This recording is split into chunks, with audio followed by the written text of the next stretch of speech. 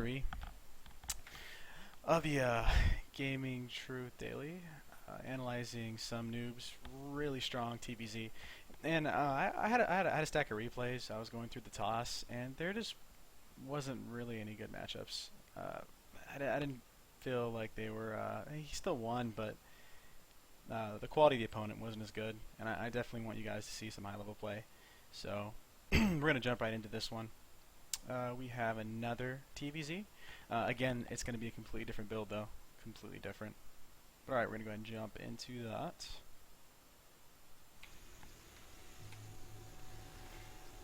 Okay, so jumping into this, we had an 11 racks to start off with, because those are awesome to do and they scare the hell out of your opponent. Hanging out though. Not necessarily dropping that second racks.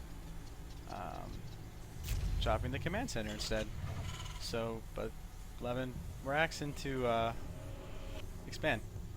Very, very different. That might have actually been 12. It was 12 racks. 12 racks into expand. And you know, I think that he was expecting some type of scout to overreact to this, but due to Llama's, I guess, passiveness with scouting, he's not gonna fall into that trap. Not gonna get a chance to. We do have the Overlord Hunters out though. They're looking to kill that Overlord. Good scouting path though. Very good scouting path. It's not gonna get picked off. I'm gonna park safely at the natural where it should be. Bling's running around. I don't believe we have had. Yep, both players have somehow ran past each other. I want blood. Oh, he denies the bunker. This is actually really huge. Good micro though. Gotta get cleaned up. Too many Marines. He's gonna try to turn it into a scout, and that's just not gonna happen. Just not gonna happen. Alright, dropping the orbital. We have the double gas as well. Possibly gonna go back into that healing opening. And yeah, no overreaction. He is not mining his gas, and that is worrying me, because I don't know why he took it. That's very confusing. This metagame is beyond me sometimes. But he took the fast third, and I really like this, especially against the fast expansion. If you notice, this is the first Zerg that's probably taken the right action. Instead of attempting to punish it, he is instead challenging the Terran macro game, is what you should do. And this is actually the highest quality opponent that we're going to see out of the videos. And you know what? I don't even know about the ladder ranking. Mid-masters to low grandmasters, but the skill's there. As you can see, decision making, instantly saw it was a fast expand, saw very little gas, so he took a third. Now, we might actually have to see some early pressure from SomeNoob, because he's not going to be able to out macro his opponent this time. Alright, go to the income tab. We see a solid lead by the Zerg player. Those mules are building up, but production is going to start slipping when that third base pops. Even more beautiful, we have nothing but drones, drones, drones, drones. Game of drones. Drones on the side. There's drones everywhere, not one unit to be seen. But it's okay. Our friend Llama knows what he's doing. Got 16 larvae for some reason. Need to spend those. There you go. We'll see what happens. Those 3 queens, they're going to hold down quite a bit now with that upgrade. This is one instance where the blind bunker is actually going to hurt SomeNoob. That's 100 minerals he's back right now. Okay, we've got the 4 aliens jumping right into the Siege Tank Marine. As you can see, this mid-game is pretty consistent. We've had completely different openings, but the same mid-game, the same idea is going to happen here. And really, that's the core of this really strong build. You don't have to have a million builds. If you can't execute one of them, then there's no point. He's comfortable with the aliens. He can macro and do the harassment at the same time. Go to his camera and just kind of see. And what I want you to see is not amazing Hydra APM. We actually have really not amazing APM. When you think this is a top 200 player in the region, in this side of the world, one of the best, and yeah, nothing blinding. Very good, but not anywhere near, you know, what we've seen before. He is finally dropping the third. Complete. As long as this third is landing by about 9:30, he's going to stay competitive. Additional Not going supply to be ahead, depots not going to be required. extremely behind.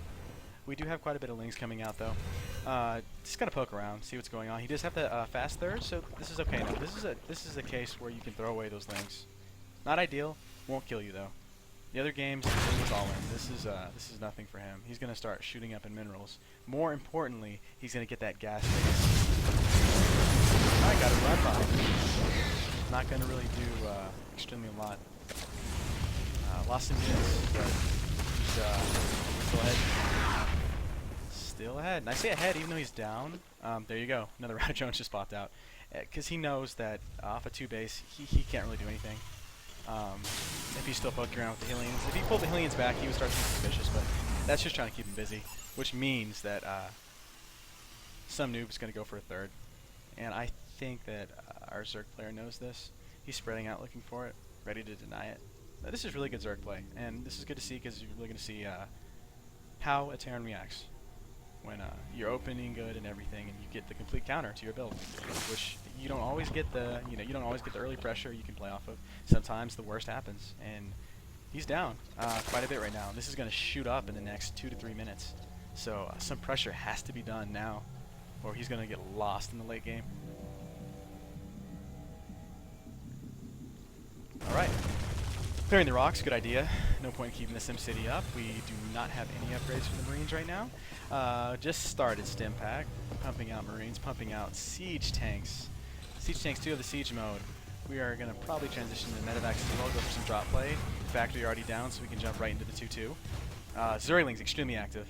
This is scary and perfect. Exactly how Zerg should be playing. He's going to see anything the minute it steps a foot farther than it needs to go.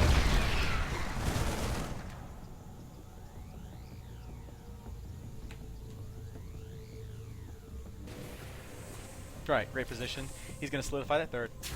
He has to worry about mutaplay right now because that Aspire just popped out. This is about the time you need to start to be wary. Either you're making a push, or if you're going to go for that push, go for that macro game, you need to be able to tech against what he's doing.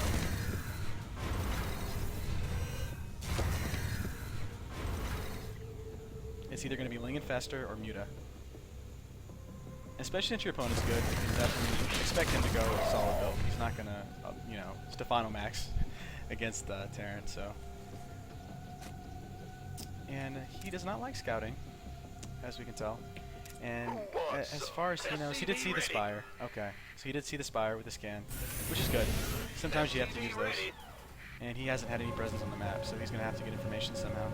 This is about that time. Ready for dust off. Gangway. And notice the contrast between the last 2 games. He had barely army at all and was pushing out with this really weak force at 14 minutes. This time he is he's pumping him out. He's actually got a supply lead right now, so he definitely important to know the difference in the circumstance. It may have seemed similar, but they're actually 2 polar opposites. In one case, he could upgrade, expand, and just lightly push and take his time. This one, the clock's ticking. He's got to go. He's got to start denying bases and taking bases. Now, because he did not go for a timing attack, he's going to have to go for good trades. Good trades and map control. That's all he can do at this point. Those mutas aren't going to push a battle. The only thing he has to worry about is banelings. Do we even have a baneling nest? We don't, which I kind of actually agree with that. Infestors are so much better. At this caliber especially, if your opponent can split their Marines, okay, not even great, just decent, you're going to negate a lot of the baneling. And then you're left with mutas that aren't good versus any kind of early tier Terran unit either. So it really deserts you. Alright, run by going down the south.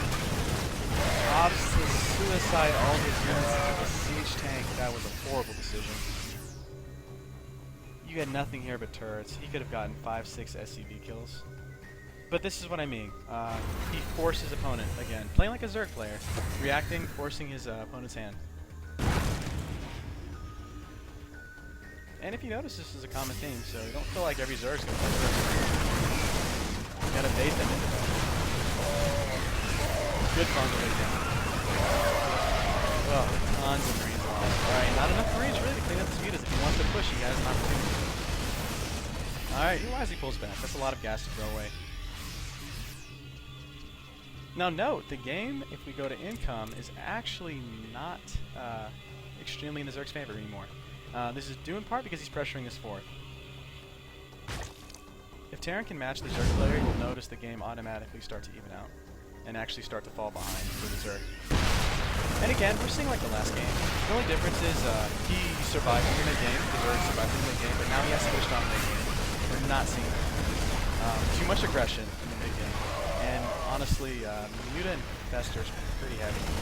So effectively you can't really do anything. Two soft units, no strong base, nothing to make the there's nothing to make the bio pull back. I mean, even if you got a few banelings, just something to reposition his army, because right now they can just move. You can't do anything. You can drop some fungals, but I don't think it's really worth wasting energy at this point. I'm gonna suicide the mutas. It's not max, so I don't really understand that engagement. He's just getting frustrated at this point because he can't jump into any kind of certain tech. And he pulled a lot of minerals here. I think he was expecting to do something. I'm not sure what that was really about. He has a ton of resources right now. Alright, gonna move into the base. And that's a shame. He had such a strong early game. But as you see, this matchup is so balanced. You have to be on your game. You can't expect one or two good plays to just carry you through the whole game. Against good players, it's just not going to work. He's trying, he's moving around, he had movement early on, he completely quit, he quit on map control. He's running in, desperation run lives. Even if they got in, he's going to be more damage. He's got his third taken out, macro taken out. Lings falling to Marines, not the best trade. Or rather, Investors falling to Marines.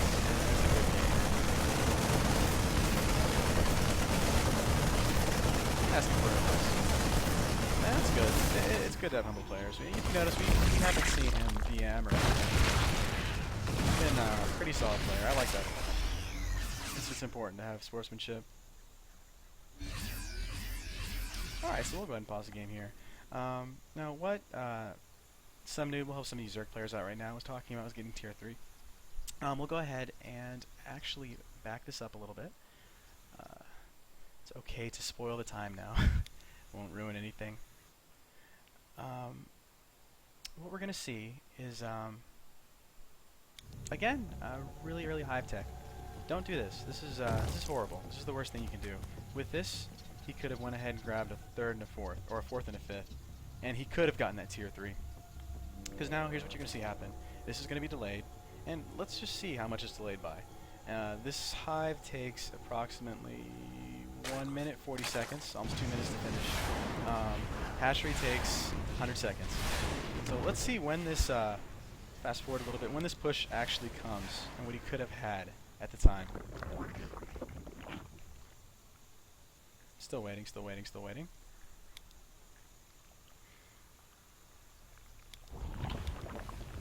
Alright, awkward position now because we don't have the early base. We're now rising on minerals. Doesn't know how to spend it. He's going to have to move towards a max out on Lings. A very weak army for the late game. Okay. Alright, engagement's coming now. 1528. Hive's done. That's great. It's awesome. You got your hive done. And what has he done with it? Okay, 3-3. Awesome. No adrenal glands, but he's got so many Lings, so that's kind of a bad decision. Macro hatch. I guess you have to try to spend the minerals somehow. You got a Roach Warren that's just completely not going to be used. Upgrading flying attacks. I guess he's trying to transition to Broodlord. It's not really going to work against Terran. The way the metagame is developing now, I really feel like a lot of players are having to use that Ultralisk to step into Broodlords. You can do it. It's a gamble, though. There's a good window when you can just get attacked and get destroyed because you'll have nothing but Corruptors against